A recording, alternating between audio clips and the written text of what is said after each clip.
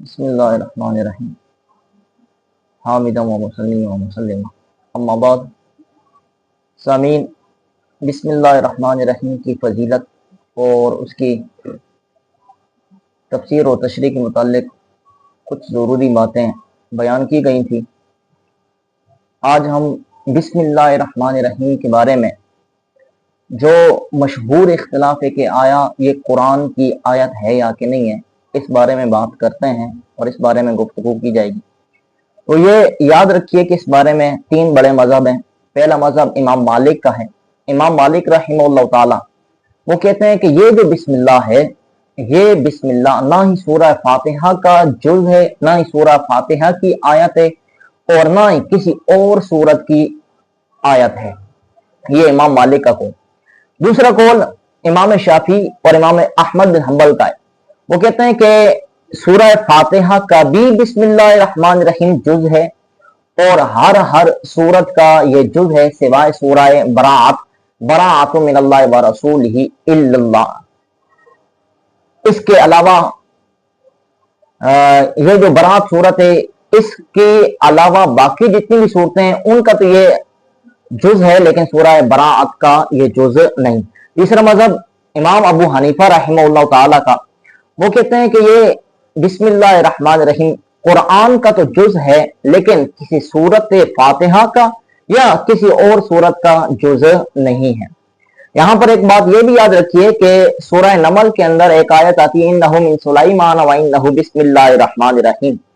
یہ آیت بسم اللہ الرحمن الرحیم کے اوپر جو صراحتاً بیان کی گئی، اس کے اندر کسی کا کوئی اختلاف نہیں، بلکہ تمام حضرات کا اتفاق اور اجماع ہے کہ یہ آیت قرآن کا حصہ ہے۔ لیکن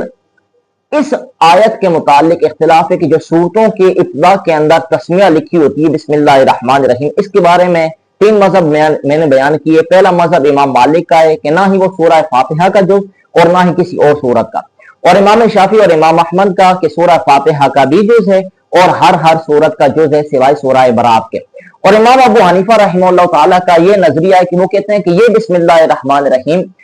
سورہ فاتحہ کا یا کسی اور سورت کا تو جز نہیں، لیکن قرآن کا یہ جز ہے۔ ہاں، ایک سورت کو دوسری سورت سے جدا کرنے کے لیے، ان کے درمیان امتیاز کرنے کے لیے یہ اللہ تعالیٰ نے نازل فرمائی کہ دو سورتوں کے درمیان اختلاف اور افتراق پیدا کیا جائے اور جدائی پیدا کی جائے۔ امام شافعی رحمہ اللہ تعالیٰ نے اپنے مذہب پر،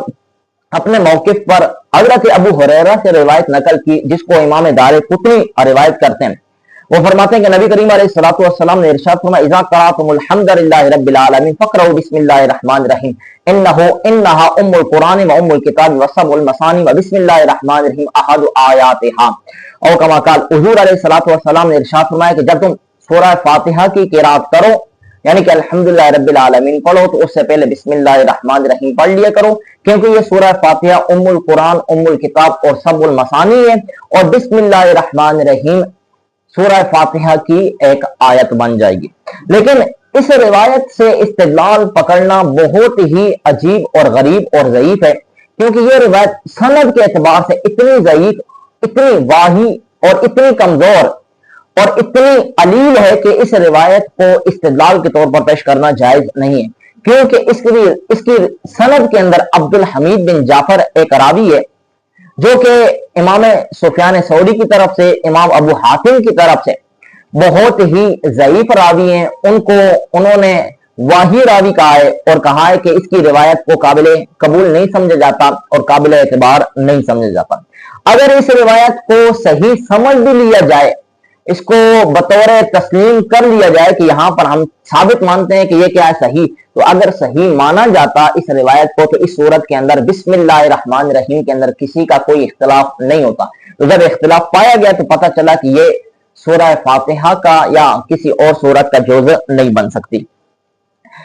پھر یہاں پر ایک اور بات بھی یاد رکھیے کہ قرآن جو ہے نا، اس کے اندر وہ یہ ہے کہ جس کا اعتبار اور اس کا ثبوت اور اس کا اثبات جو ہے وہ قطعیت کے ساتھ ثابت ہو، لیکن سورہ فاتحہ کا اس کو اگر جز بنایا جائے بسم اللہ الرحمن الرحیم کو، تو اس کا جو اعتبار اور اس کا جو ثبوت ہے وہ قطعیت کے طور پر نہیں ہے، वो कथा के तौर पर और यकीन के तौर पर नहीं, बल्कि लोगों का इसके अंदर क्या पाया जाता है, इख्तिलाफ पाया जाता है। तो इस इख्तिलाफ की वजह से इसको सूरा फातिहा की जुज़ नहीं माना जाता।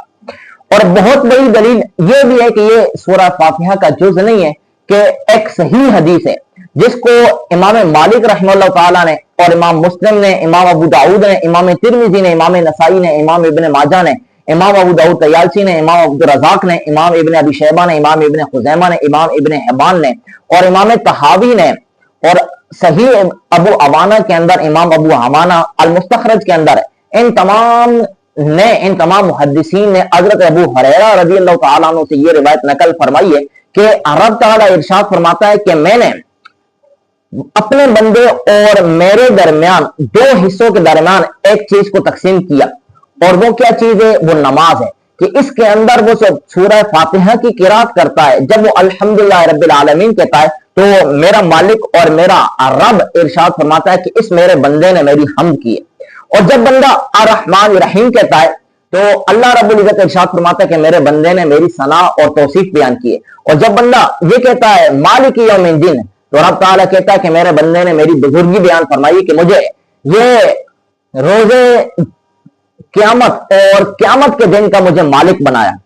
अब ये तीन आयतें ऐसी आयतें हैं कि जिसके अंदर जो सिर्फ और सिर्फ अल्लाह रब्बुल इज्जत के साथ खास है। और चौथी आयत इय्याका नअबुदु व इय्याका नस्तईन, बंदा जब कहता है ए मेरे मालिक, ए मेरे रब, मैं तेरी इबादत करता हूं, हम तेरी इबादत करते हैं और तुझी से मदद चाहते हैं, ये वो आयत है कि जो बंदे के अंदर भी और रब ताला के दरमियान में मुश्तरक होती है। इबादत रब ताला की तरफ रब ताला की जाती है और इबादत करने वाले बंदे होते हैं, और मदद अल्लाह रब्बुल इज्जत से चाहिए जाती है और मदद चाहने वाले बंदे होते हैं। फिर आगे जो है ना इय्याका नअबुदु व इय्याका नस्तईन के बाद जो है ना इहदिना सिरातल मुस्तकीम, कि तू हमें सीधा रास्ता दिखा, सिरातल लज़ीना अनअमता अलैहिम, और रास्ता भी उन लोगों का जिस पर तेरा इनाम हुआ, गैरिल मग़दूबि अलैहिम वलद्दालीन, ना उनका कि जिनके ऊपर तेरा गजब हुआ और ना ही गुमराहों का रास्ता तू हमें दिखा। अब ये वो तीन आयतें हैं कि जो सिर्फ और सिर्फ बंदे के लिए, ये बंदे के अंदर क्या है खास है। अब इन तीन आयतों को, जिन तीन आयतों के अंदर उन तीन आयतों का खुसूसियत साबित है रब ताला के लिए, और तीन आयतों की खुसूसियत साबित है बंदे के लिए, और एक आयत दोनों के दरमियान मुश्तरक है, तो तीन तीन 6 और एक 7, ये 7 आयत बन जाती हैं जो सूरह फातिहा की है। अगर 7 आयत सूरह फातिहा की हैं तो बिस्मिल्लाहिर्रहमानिर्रहीम का इसके अंदर कोई सबूत नहीं है, जिससे मालूम होता कि सूरह फातिहा का जुज बिस्मिल्लाहिर्रहमानिर्रहीम नहीं है। अगर सूरह फातिहा का जुज होता तो जिस तरह यहां पर तकसीम की गई है तो ऐसे ही बिस्मिल्लाहिर्रहमानिर्रहीम की भी तकसीम की जाती, हालांकि यहां पर कोई तकसीम नहीं की गई। फिर यहां पर एक और बात भी याद रखिए कि जितने भी सहाबा इकराम अलैहिम रिदवान है वो तमाम के तमाम इन्होंने इस बात के अंदर सबूत पेश किया है कि बिस्मिल्लाहिर्रहमानिर्रहीम नमाज के अंदर नहीं पढ़ी जाती। अगर बिस्मिल्लाहिर्रहमानिर्रहीम सूरह फातिहा का जुज़ होता तो बिस्मिल्लाहिर्रहमानिर्रहीम नमाज के अंदर पढ़ा जाता, हालांकि नमाज के अंदर नहीं पढ़ा जाता। क्यों? इसलिए, और इसके ऊपर बहुत बड़ी बात इमाम ज़ैलई ने, जमालुद्दीन ज़ैलई ने नस्ब राया के अंदर एक बात नकल फरमाई है। वो फरमाते हैं कि तकरीबन वहां पर इमाम ज़ैलई ने 40 या 44 रिवायात ऐसी बयान फरमाई हैं कि जिसके अंदर बिस्मिल्लाहिर्रहमानिर्रहीम का सबूत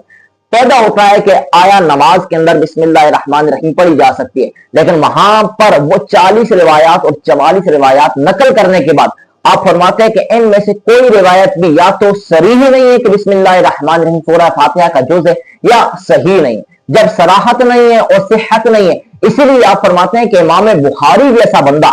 जो अहनाफ के साथ, हनफिया के साथ इतनी ज्यादा बुग़्ज़ रखने वाला, हसद रखने वाला, कीना रखने वाला, लेकिन उसके बावजूद, बुग़्ज़ रखने के बावजूद और कीना रखने के बावजूद उन्होंने सही बुखारी के अंदर एक रिवायत भी ऐसी नकल नहीं फरमाई कि जो बिस्मिल्लाहिर्रहमानिर्रहीम का सबूत पेश करती हो कि नमाज के अंदर बिस्मिल्लाहिर्रहमानिर्रहीम पढ़ी जा सकती। हालांकि इमाम बुखारी का इनाद और बोझ और हसद अहनाफ के साथ जो है वो बिल्कुल ये तौर पर अगर मिन शम्स है कि हनफिया का रद जिस रिवायत से भी होता है वो चाहे ज़ईफ रिवायत ही क्यों ना हो, उसको इमाम बुखारी नकल करते जरूर हैं। लेकिन इमाम बुखारी ने सही बुखारी के अंदर बिस्मिल्लाहिर्रहमानिर्रहीम का सबूत नहीं किया, तो पता चला कि बिस्मिल्लाहिर्रहमानिर्रहीम के बारे के अंदर कोई रिवायत ऐसी नहीं जो सही भी हो और सही भी हो। और दूसरी बात, यहां पर एक और बात ये याद रखिए कि इमाम कुर्तुबी रहमतुल्लाह ताला जो मज़हब मालिकिया को फॉलो करने वाले हैं और तकलीद करने वाले इमाम मालिक की है, वो रिवायत नकल करते हैं। वो कहते हैं कि इमाम अबू हनीफा रहमतुल्लाह ताला और सुफियान सौरी जैसे बंदे और हजरत उमर, हजरत मौला अली पाक, हजरत अब्दुल्लाह बिन मसूद और हजरत अम्मार बिन यासिर और हजरत अब्दुल्लाह बिन जुबैर, ये तमाम हजरात, इनका ये नजरिया और इनका ये दावा था कि इनका ये मजहब था कि सूरह फातिहा अगर पढ़ी जाए तो नमाज के अंदर अगर कोई बंदा बिस्मिल्लाहिर्रहमानिर्रहीम सिर्रन पढ़ ले तो ये क्या है, मसनून है। इसके ऊपर रिवायत नकल करते हुए इमाम कुर्तुबी कहते हैं कि नबी करीम अलैहिस्सलातु वस्सलाम ने इरशाद, नबी करीम अलैहिस्सलातु वस्सलाम ने जब नमाज पढ़ाई, हज़रत अनस बिन मालिक कहते हैं सल्ला बिना रसूलुल्लाह सल्लल्लाहु अलैहि वसल्लम फलम युस्मिउना क़िराअत बिस्मिल्लाहिर्रहमानिर्रहीम, जब नबी करीम अलैहिस्सलातु वस्सलाम ने हमें नमाज पढ़ाई तो हमें बिस्मिल्लाहिर्रहमानिर्रहीम की क़िराअत ना सुनाई। ऐसे दूसरी रिवायत हज़रत अनस है, वो कहते हैं सल्लैतु खल्फ़ नबी व खल्फ़ अबी बकर व उमर फलम अस्मा अहदम मिनहुम यजहरु बिस्मिल्लाहिर्रहमानिर्रहीम, कहते हैं कि मैंने नबी करीम अलैहिस्सलातु वस्सलाम के पीछे नमाज पढ़ी, हजरत अबू बकर और हजरत उमर फारूक के पीछे नमाज पढ़ी, उनमें से किसी एक से भी मैंने नमाज के अंदर जहरन बिस्मिल्लाहिर्रहमानिर्रहीम नहीं सुना। अब यहां पर इमाम कुर्तुबी कहते हैं कि ये कौल कि बिस्मिल्लाहिर्रहमानिर्रहीम को सिरन पढ़ना, आहिस्ता पढ़ना, ये कौल हसन है। अब अल-फज़्लु बिमा शहीदत बिहिल आदा के फजल और बुजुर्गी वही होती है कि जिसकी गवाही दुश्मन दे दें। इससे यह बात साबित होती है कि इमाम कुर्तुबी जो मज़हब मालिक को फॉलो करने वाले और तकलीद करने वाले हैं, वो कहते हैं कि ये कौल क्या है, अहसन है, हसन है, क्योंकि इस कौल की वजह से हजरत अनस बिन मालिक रज़ियल्लाहु तआला अन्हु की जितनी रिवायात हैं उनके अंदर अगर मुआवजा हो रहा हो तो इस कौल की वजह से तमाम के दरमियान तत्वीक हो जाती है और इत्तिफाक हो जाता है और इससे कोई तारुज़ और तनाकुज़ पैदा नहीं होता। रब ताला से दुआ है कि हक़ ताला हमें सही मानों के अंदर समझ अता फरमाए और उस पर अमल पैरा होने की तौफीक और रफ़ीक अता फरमाए।